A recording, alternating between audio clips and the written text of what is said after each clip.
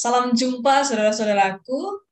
Semoga hari ini saudara semua dalam kondisi yang sukacita dan terutama sehat secara batin maupun secara lahiriah.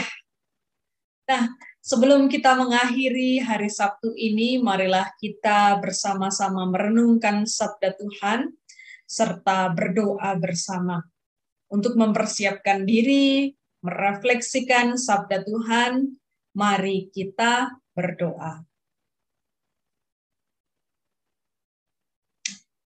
Ya Tuhan, kami memohon ketenangan agar sabdamu menguasai seluruh tubuh dan jiwa kami. Kini kami mohon bersabdalah ya Tuhan, sebab kami ingin mendengarkan. Amin.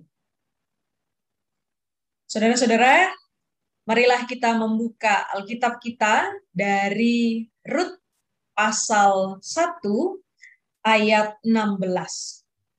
Rut pasal 1 ayat 16. Saya akan bacakan bagi saudara semua.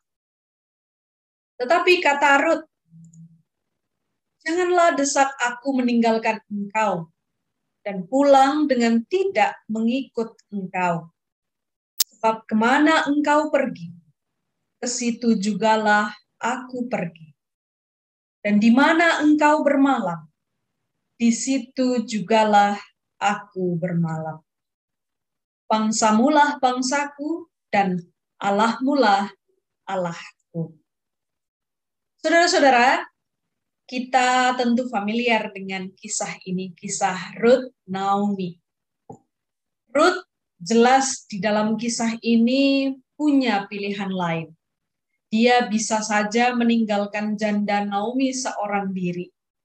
Dia sekarang sudah bebas, menyongsong masa depannya yang baru. Tetapi di sini kita memperhatikan bahwa Rut lebih memilih untuk mendampingi Naomi yang seorang diri, yang hidup tanpa suami dan putra. Jelas bahwa apa yang dipilih oleh Rut merupakan pilihan iman, sebuah komitmen untuk terlibat di dalam pergumulan Naomi. Nah, alasan yang dipegang oleh Rut sungguh jelas. Dia terlibat dalam kehidupan Naomi yang menderita karena ia percaya pada Allah yang mengasihi Naomi, Allah yang juga mengasihinya. Untuk itu dia bersedia untuk menghadapi segala rintangan untuk menemani hidup Naomi. Saudara-saudaraku, ada sebuah bahaya yang mengancam kehidupan kita. Bahaya apa itu? Bahaya itu bukan saja muncul dari situasi di sekitar kita, namun justru bahaya iman itu muncul dari dalam diri kita, dari pemahaman kita sendiri. Amat berbahaya jika iman yang kita percaya itu sekadar menjadi persoalan iman pribadi kita dengan Allah. Iman lantas kehilangan daya dan kekuatan karena dipisahkan dari pergumulan orang lain. Kita merasa bahwa pergumulan kita, iman kita harus bertumbuh apabila kita melekat hanya kepada Allah.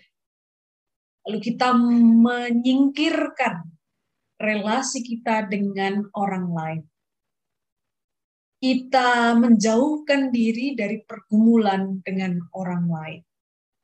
Kita perlu mengingat bahwa kepercayaan kita meyakini bahwa iman senantiasa bersifat komunal, bersifat komunitas. Kedewasaan iman ditentukan dari komitmen kita untuk mau meninggalkan tempat kita, meninggalkan harapan kita, kesenangan kita, serta masuk dalam pergumulan hidup orang lain. Ikut terluka, ikut bergumul dan meraih masa depan bersama dengan orang lain.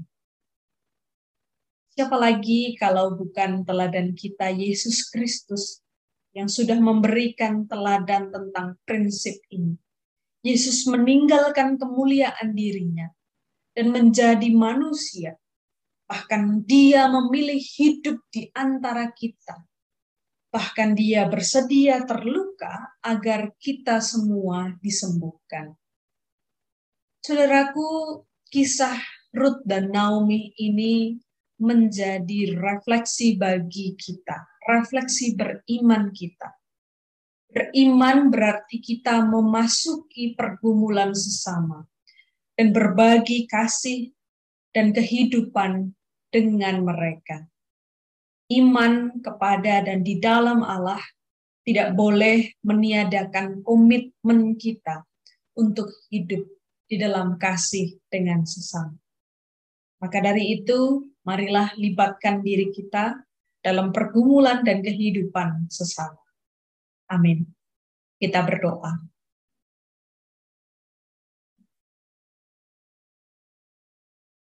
Ya Tuhan, tolonglah kami untuk senantiasa melibatkan diri pada pergumulan sesama. Tolong kami pula agar memiliki rasa bersalah ketika kami mendiamkan penderitaan orang lain yang sungguh-sungguh membutuhkan pertolongan. Semoga iman kami senantiasa bertumbuh dan semakin mengenal cinta kasih Kristus dengan memahami pergumulan sesama kami. Ya Tuhan, pada malam hari ini kami terus mendoakan kondisi negeri kami. Kami juga terus mengingat mereka yang bergumul dan berjuang melawan virus COVID-19 di dalam tubuhnya. Kami juga berdoa untuk pemerintah kami yang terus berupaya mengatasi segala krisis yang terjadi di negeri kami. Kami juga berdoa agar kami semua sebagai warga masyarakat di momentum bulan kebangsaan ini, di momentum mendekati hari kemerdekaan negara kami, kiranya kami juga dengan penuh kesadaran bersedia menolong pemerintah untuk mengatasi pandemi ini bersama-sama. Setidaknya dengan cara membangun kedisiplinan mulai dari diri kami sendiri.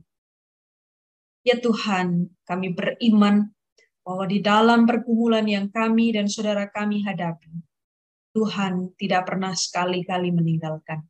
Biarlah kami boleh merasakan ketenangan dan hangatnya kasih sayang Tuhan di malam hari ini dan selama-lamanya. Amin. Saudaraku semua, selamat beristirahat. Tuhan senantiasa memberkati kita. Amin.